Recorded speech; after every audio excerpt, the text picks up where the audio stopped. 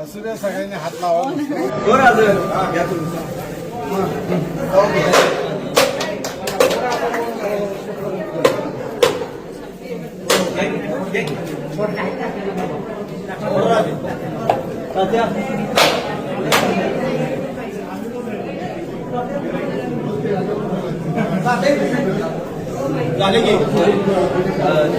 राष्ट्रवादी पक्षानं अगदी हुकुमानं की तुम्ही कराल आणि तुमच्या पाठीशी लोक आहेत ही बघून आपल्याला ही जिम्मेदारी सोपवलेली आहे.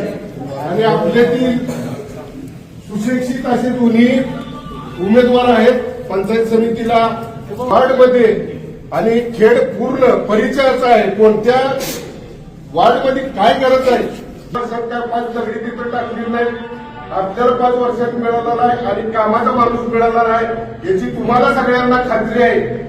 मनापासून काम करणारा आपल्याला उमेदवार मिळाला नाही.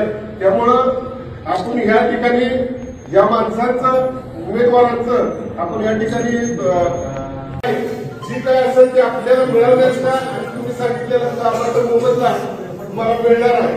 त्यामुळे तुम्ही त्यांच्या पाठीशी उभं राहून इथून पुढे पुढच्या काळात जोपर्यंत सातारा जिल्हा परिषदेच्या जाहीर झालेल्या या निवडणुकीच्या निमित्ताने खेड जिल्हा परिषद गट आणि खेड पंचायत समिती गणातील राष्ट्रवादी काँग्रेसचे अधिकृत उमेदवार कामेश दिलीपराव कांबळे आणि सौ कोमल अजित गायकवाड हे राष्ट्रवादी काँग्रेसच्या घड्याळ या चिन्हावर आज या गटातून निवडणूक लढत आहेत.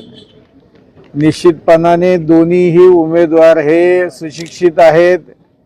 कामेश स्वतः BE सिव्हिल आहेत आणि आमच्या कोमलताई या BCom झालेल्या आहेत. आणि दोन्ही सुशिक्षित आणि तरुण उमेदवार देण्याचा राष्ट्रवादी काँग्रेसने प्रयत्न केलेला आहे. खेड हा जिल्हा परिषद गट बघितला तर सातारा शहराला लागून असलेला हा जिल्हा परिषद गट आहे. त्यामुळं बऱ्यापैकी या संपूर्ण गटाचं हे शहरीकरण झालेलं आहे. आणि त्याबरोबर या गटाच्या समस्या पण भरपूर प्रमाणामध्ये वाढत चालल्यात. कारण मोठमोठ्या बिल्डिंग आता इथं होत आहेत. आता मेडिकल कॉलेज या खेड जिल्हा परिषद गटामध्येच होत आहे. त्यामुळं भविष्यामध्ये संपूर्ण खेड आणि हा परिसर जो सगळा आहे त्याच्या विकासासाठी व्हिजन असलेलं, एक दूरदृष्टी असलेलं नेतृत्वाची आवश्यकता होती. आणि ती निश्चितपणाने या दोन्ही नेतृत्वामध्ये आहे. कामेश आमचे स्वतः BE सिव्हिल आहेत आणि कोमलताई पण चांगल्या सुशिक्षित आणि चांगल्या घराण्यातील आहेत. त्यामुळं हे दोन्ही उमेदवार या सगळ्या परिसराचा जो भविष्यामध्ये जो सातारचा हा सगळ्यात विकसित भाग होणार आहे. कारण मेडिकल कॉलेज इथं झालेलं आहे.